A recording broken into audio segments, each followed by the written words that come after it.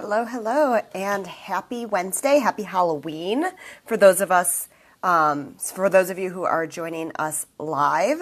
I'm going to give it just a minute here for people to show up and for Marie to hop on so that we can chat about today's topic, which is how to cull your list without killing your business. So, first of all, what does culling your list mean? We'll talk a little bit about that. And we're going to talk a little bit about the idea of engagement and increasing engagement through better relationships as opposed through vanity metrics. So if you're joining us for the first time, welcome. This is the Leadership Forum, free trainings that Marie and I do twice a month here on our Facebook page and occasionally within our Facebook group. So we'll drop a link to that in the show notes after we're done. And we always talk about different topics around leadership, messaging, and strategy. Those are the three things that we really want to help you nail down in your business and in your life.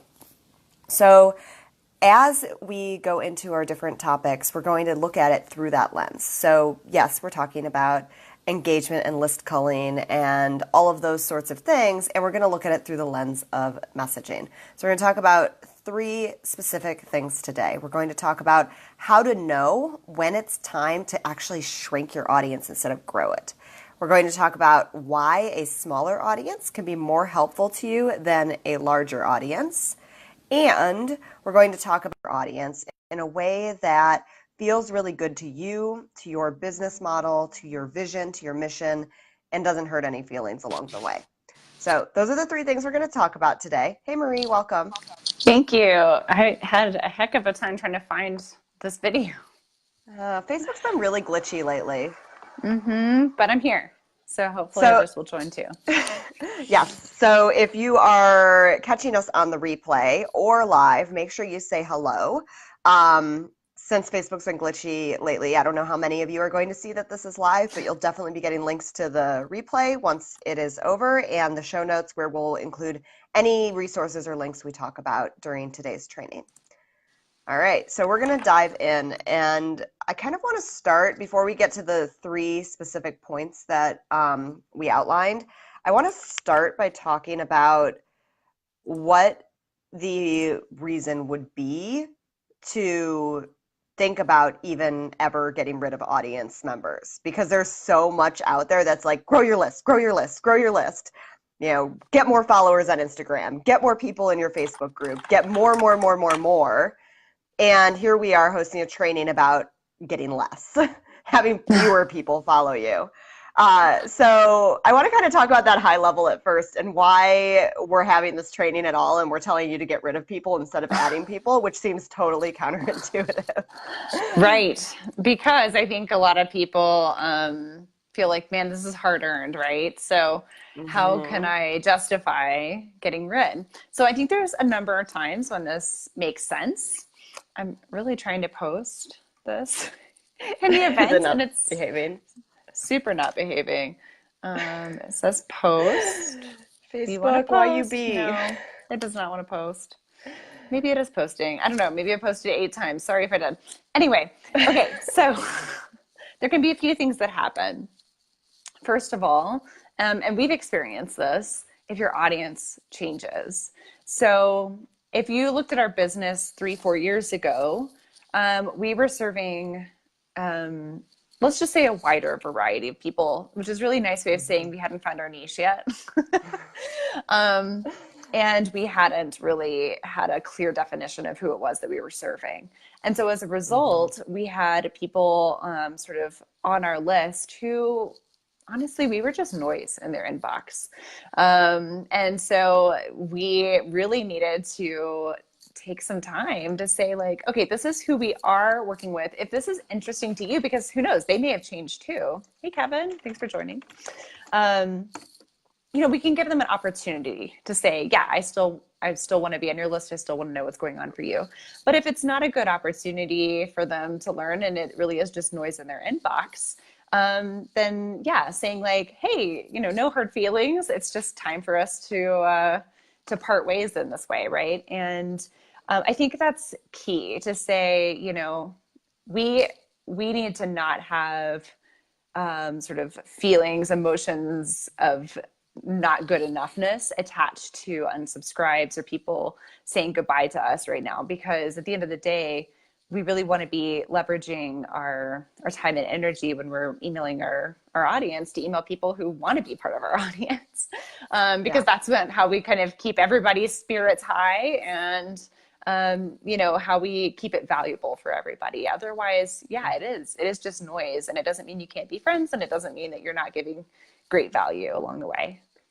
It's noise, and I think, when you look at all of these trainings and downloads and programs out there that are designed to help you grow your audience, there's a risk of becoming too involved and dependent upon vanity metrics.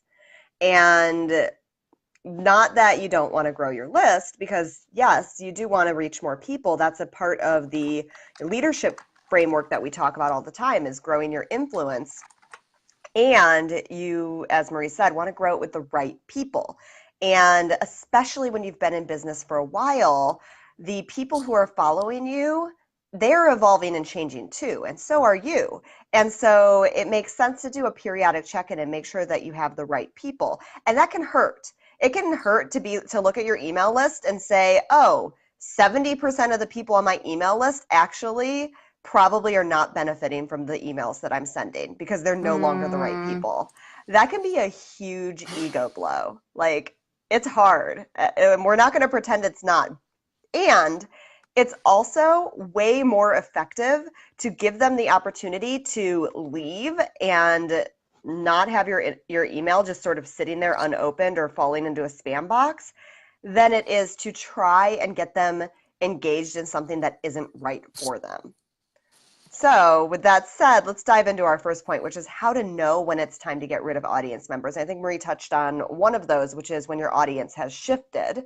That's a really kind of clear indication. If your business model is shifting in a major pivot, or your audience is shifting in a micro pivot, then it's probably going to affect the people you're talking to. So your audience may shift a little bit. That doesn't mean you go and delete your entire email inbox subscribers all at once. That's not necessarily what you do on a pivot, but it's time to start looking at those things. Mm-hmm. And I think the other key piece of this is to trust that they are adults and they can make the decision for themselves if it makes sense for them to stay on the list.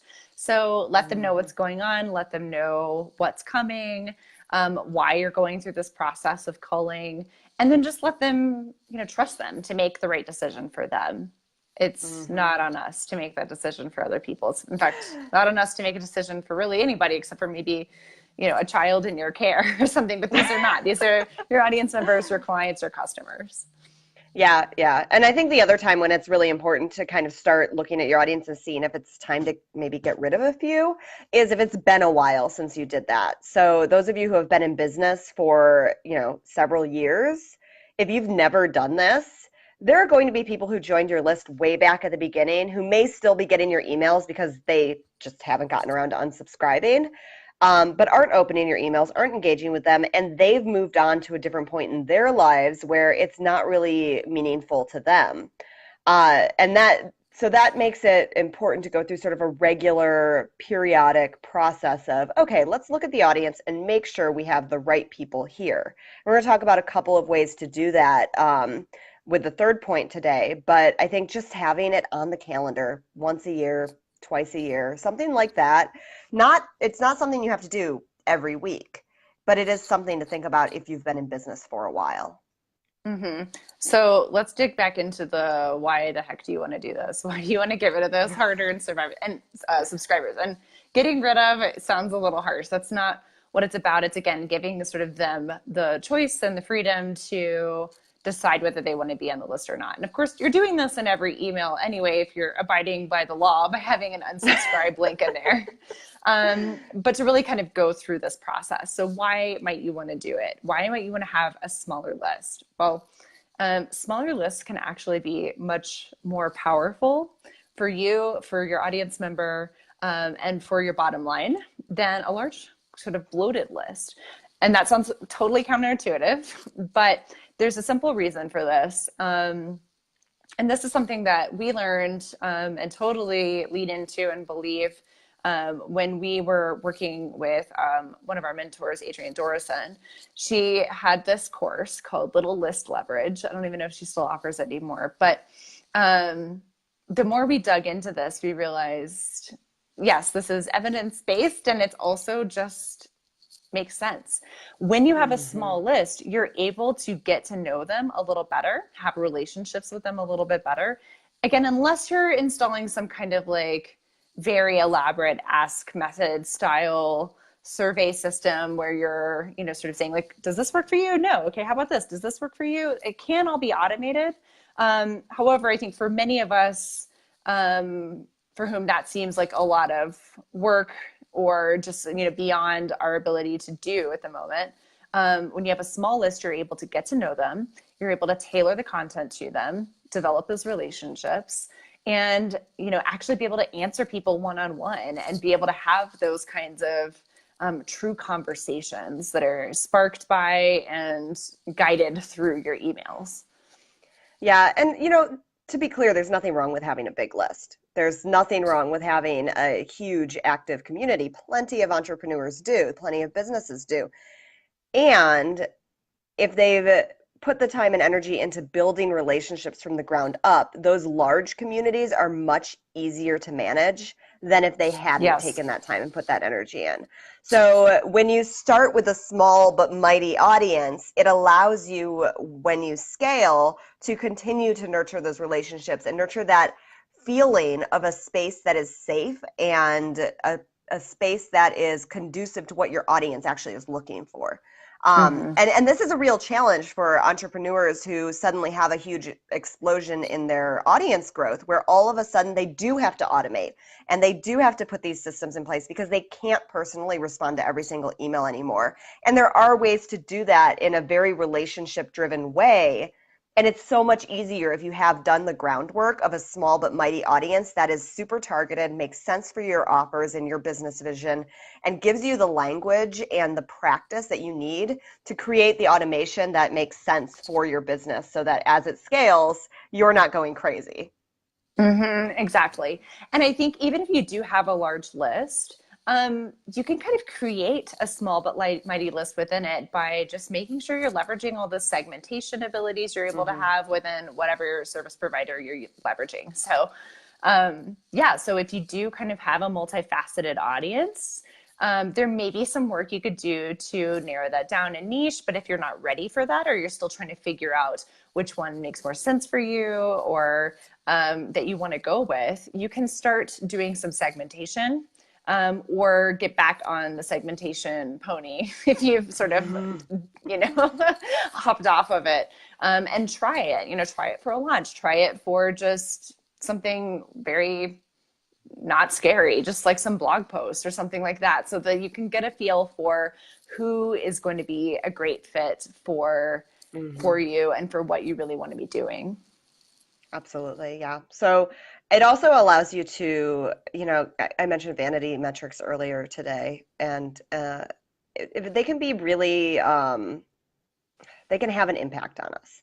We know that they're vanity Yeah. metrics. We know that the number of subscribers, the number of followers, the open rate, the click-through rate, we know that at some level they don't mean anything, but they do. We make them mean things.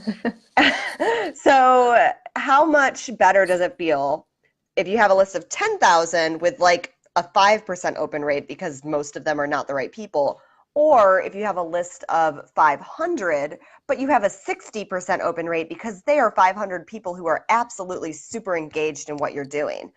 That smaller list is way more valuable than the huge list where nobody is actually reading what's getting sent out. So I think it's all about taking those vanity metrics and putting them into perspective, making sure that they are actually representative of the goals of your business, so that because you're going to make them mean things, you're making them mean the right things and not just become a measure of dissatisfaction for yourself and your business. I think that's such a good point, because I think those metrics can be useful for us, Yeah. especially in things like click through. Because at the end of the day, if you're running a business, you are probably leveraging your email list as a portion of your sales mechanism. And so you're probably not going to be making a whole lot of sales if you have just a click-through rate that is zero, that's like flatlined, right? So some of it can be helpful, but it doesn't mean anything about you and certainly the value that you're bringing. And just to sort of take them as just another tool and another metric in your metric belt. I was going to say your tool belt. All right. So let's talk about how to shrink your audience in a way that feels good for everyone, doesn't hurt any feelings, doesn't like make you totally panic at the idea of, oh my God, my list just lost 1,000 people or 2,000 people. And full disclosure, this is a process we're going through right now. We are in the middle of culling our list, and we're feeling some of those feelings. And we're also feeling a lot of relief because we know that there are a lot of people in our audience right now who they're not paying attention to us because we're not offering them what they need right now. And that's totally okay. We've changed, they've changed. We need to like have a handshake and part ways on good terms. And that's what we're doing with this process of list culling. So there are a lot of different ways in which to shrink your audience, but the key thing is something Marie mentioned earlier, which is choice. That doesn't mean you reach out to each person individually and have a conversation with them of like, hey, do you want to stay on my list? That would be overwhelming even with a list of just 100. It does mean that you give them every opportunity to stay within your audience if it's something that they're interested in doing. And then if they do not take you up on that opportunity, then you can go ahead and remove them from your list or from your followers or whatever it may be. So there's several ways to do this. Right now, we are leveraging a sort of simpler way than what we have been doing traditionally in terms of sort of the technical side of things. So we have a series of emails going out this week that essentially if they are clicked on, and we make it very clear that this is for list culling purposes, if they're opened, then that person we are gauging as interested in our content and that it's valuable for them and they've made the choice to open it. And they're staying on. And then at the end of the week, we're culling individuals who didn't click those emails. Are we possibly going to lose some people who just happen to be on vacation or whatever? Yeah, maybe, but like we can always get them signed up again. It's totally okay. And at the end of the day, we have to trust that we're not closing doors on anybody forever. We're certainly not locking anything behind anyone. And again, that they have full choice and we're being very clear about the purpose of those emails and what they're going to, what's going to happen as a result of their actions around them. But we also do have another strategy that we've been leveraging. Jesse, do you want to talk about the list culling automation?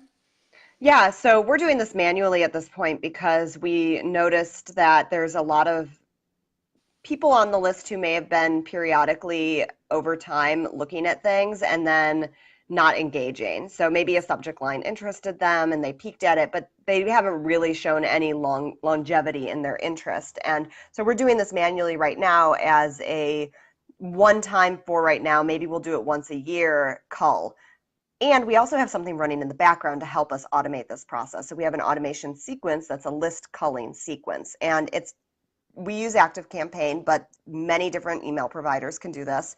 It's an automation where as soon as someone joins our list, they enter the sequence.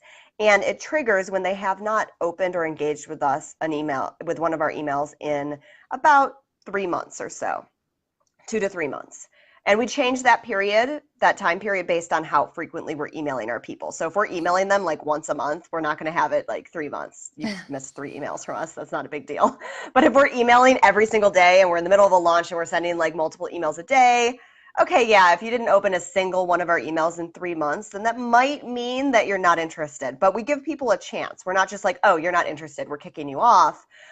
First we send an email that just says, hey, we noticed you haven't been engaging in our emails. Is this something that's still valuable to us? We offer them a free gift, something from our freebie hub. And if they open it, if they click through it, then they're put back at the beginning of the sequence. If they're not, they get a second email that says, hey, if you don't engage in this email, we're going to remove you from the list because we don't want to be cluttering up your inbox. And that is always running in the background. It's always happening to always keep things fresh. Now, this is specific to email. It's a little harder when you're looking at things like social media profiles, but I know There are also ways to do it there. In fact, um, Melissa Griffin, if any of you guys follow her on Instagram, every once in a while you might notice her number of people that she's following actually goes down to 0. And then she starts following people again. So she, instead of removing her own followers, she removes the people she's following so that she can stay in her own lane and focus on the people following her and not over clutter her personal space. And then that allows her to kind of cultivate what she's seeing, cultivate her own creation, get more people engaged because she's not being distracted by all the other things.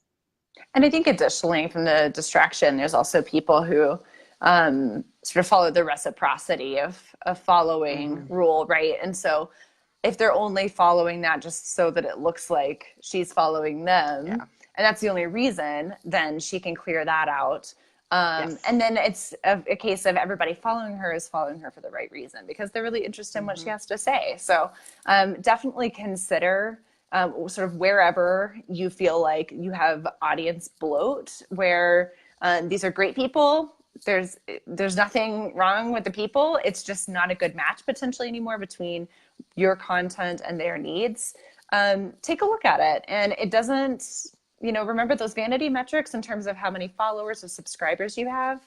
They don't mean anything at the end of the day. And at the end of the day, having fewer but who are more engaged is actually much mightier and more powerful for your business. Absolutely. So as you look at your audience, think about whether they're the right people. And I think the key here is just transparency. If you make any decisions in your business about whether to keep or audience members or not, be transparent with them. Let them know what's on your mind. Let them know if maybe your business is going in a direction where they might not be a good fit anymore. Let them know if they haven't engaged in a while and remind them that you're there and Yeah. allow them to make that decision. But it's transparency and choice. Those two things are key when it comes to culling your list and shrinking your audience. And then on the back end of that, once it's done, that's when the work begins for making sure that the people who remain really feel as if they are a part of the community that you're building. Exactly. So again, let them know. I think part of that transparency too is letting them know what they can expect to get from you going forward. If you're making Mm-hmm. changes in your content strategy, give them a heads up on that, and they can make the decision if they want to be a part of that and to receive it. And then, yeah, absolutely. Once it's passed, love on them. I think Lisa Carpenter actually did a really beautiful job of this recently, where she went through this process. She culled the list, and then because I love hearing from her, I clicked on the "yeah, you made it through" or "you chose to come through with me," email that she had afterwards, and it felt like a love note from her business straight to me, right? And so that's kind of what we want to do. We want to thank them, let them know what they can expect going forward, and really just nurture that relationship. Absolutely. So if you feel like you want us in your inbox, know that we are going through our own list culling process. If you want to kind of see the end of that process, we started it earlier this week. You're welcome to join us. We're happy to show up in your inbox if it makes sense for you. If not, no worries. And if you decide to be a part of our on our email list and have us in your inbox, and then you get too busy and fall off the train and decide not to open emails from us for a while, you'll be in a process that allows you to stop getting emails from us eventually. So there's no real loss there. Eventually, you'll be where you need to be for your business at your time. I put a link down there to our messaging assessment. One of the things that this does is it helps you evaluate your content, and that can include email content and social media content. So if you're looking for places of audience bloat, sometimes it's a matter of what kind of content you're putting out there and identifying, okay, this is the type of content I'm putting out here and it belongs with these types of audience members. This assessment can help you do that. So feel free to go ahead and download that. It will put you on our list and it will put you within our list culling sequence. And if you have any questions about your own audience situation, feel free to let us know either in the comments on this if you're watching live or on the replay on Facebook. And if you're watching anywhere else, wherever you're watching, or just email us. We love hearing from our subscribers. Exactly. Thanks so much, everybody.